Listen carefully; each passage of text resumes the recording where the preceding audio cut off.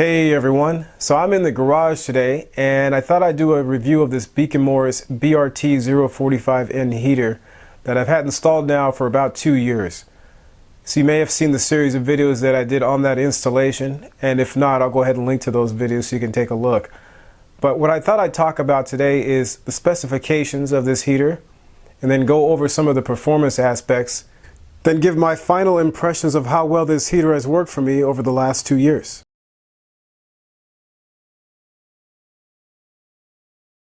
So let's talk about the specifics of this heater. So this is the 45,000 BTU version of the BRT series of heaters, and they range from 30,000 all the way up to 120,000 BTUs. And because it is on the smaller end, it is a low profile design. And as you can see at the bottom there, dimensions are 30 inches long by 24 inches wide by 12.5 inches tall. And it weighs about 65 pounds. Thermal efficiency on this heater is 83%, which is pretty good. A lot of the other heaters that I looked at were in about the 80% range. And it works on a wall thermostat, as you saw in the videos, and 120 volt service. You can also request to have it work on other services. It has direct spark ignition, so it doesn't actually use a gas pilot. It uses almost like a spark plug to ignite the fuel. You can do a propane conversion on this heater also. And as you saw in the videos, it offers separated combustion as an additional feature. So this is a very versatile heater. Lastly, it comes with a 10-year warranty on the heat exchanger, the flue collector, and the burners. And if this is important to you, it is made in the USA.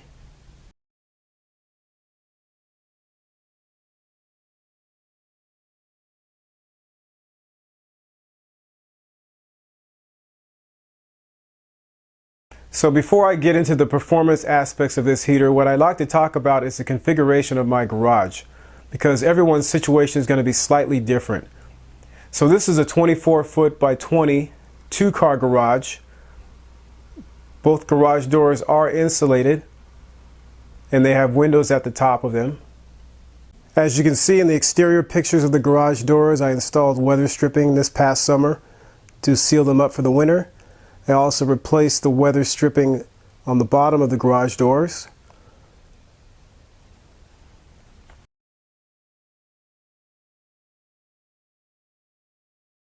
And you can see in this picture that I have a pretty big gap where the center post sits for the garage door. That was something I was supposed to take care of this summer, but I never got to it. So I'm losing heat out that gap. The roof is about 13.5 feet at the peak. And it's a 512 pitch roof. It has 2 layers of asphalt shingles. I've got some insulation that's missing in a few spots, so that's a future project I need to get to at some point. This is the attached garage door there. And then back there is the door that leads to the outside. Excuse the mess in here, I've got quite a few things going on right now. And so that back door needs some weather stripping around it. It's not very good right now. Then the 2 exterior walls have drywall up, and there's insulation behind those walls. This aluminum frame window is original to the house, and it offers very little in the way of energy efficiency, so that's probably another place where I'm losing some heat. Lastly, the garage floors are concrete. Okay, so one of the questions I got in the comments section was regarding how long it takes for the heater to heat up the garage. And I typically like to set the thermostat at about 65 degrees. That's a pretty comfortable temperature. And once I start to work in here, I start to build up a little bit of a sweat, so I don't want to set it much higher than that.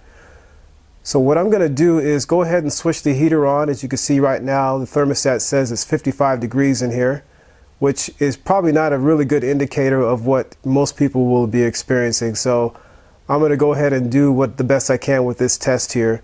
We just haven't really had a very cold winter in my area, so I'm going to go ahead and switch it on and see how long it takes to get to 65 degrees.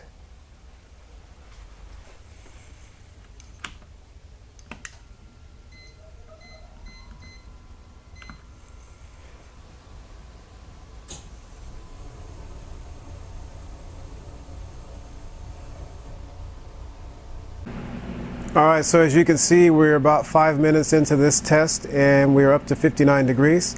So we'll check back in a few more minutes.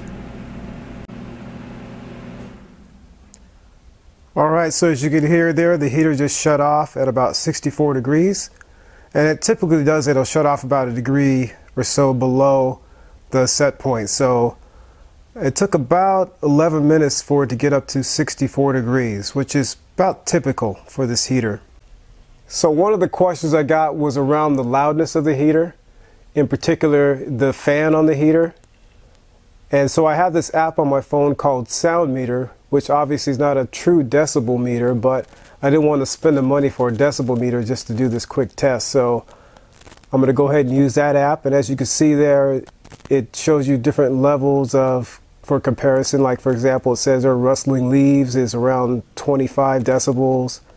Then you can see conversation is somewhere around 50 something decibels. So I'm going to go ahead and switch on the heater and hold my phone about 3 feet away from the fan and see what numbers we come up with here.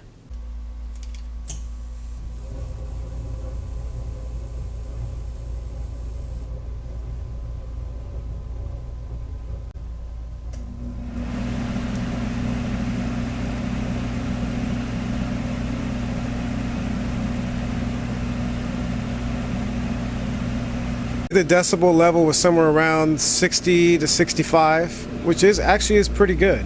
So the next test I'm going to do is of how much gas the heater uses over a certain period of time. And I'm going to use 1 hour as that period of time here. So this first picture, I'm showing the gas meter before the heater was turned on. And I'll put a link in the description below or somewhere in this video to a video I did on how to read a gas meter. The picture shows that the gas meter is currently at 881 therms. The heater ran for about 13 minutes to bring the temperature up from 53 degrees to 64 degrees, and then it shut off. So this picture here shows the meter at that point, and you can see it's still at 881 therms. Over the course of the next 47 minutes, the heater continued to regulate itself to maintain the temperature at 65 degrees. So this last picture shows after 1 hour, we're still at 881 therms. So I decided to let the heater run for another couple hours, so a total of 3 hours. It finally hit 882 therms. So in those 3 hours, we consumed less than a therm.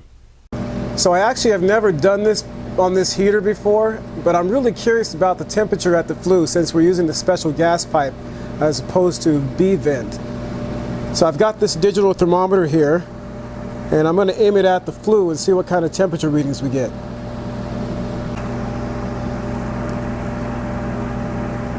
So right at the T, we are at about 104 degrees.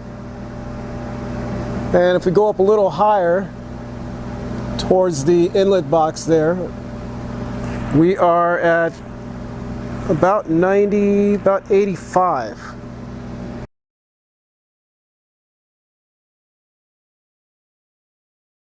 So on the DIY Apprentice wrench rating scale, I'm going to give this heater a 5 out of 5. In my opinion, the versatility and the value you get for the price you pay is second to none. I love the low profile design of this heater. It's very much out of the way in the garage. And then longevity is very important in my opinion.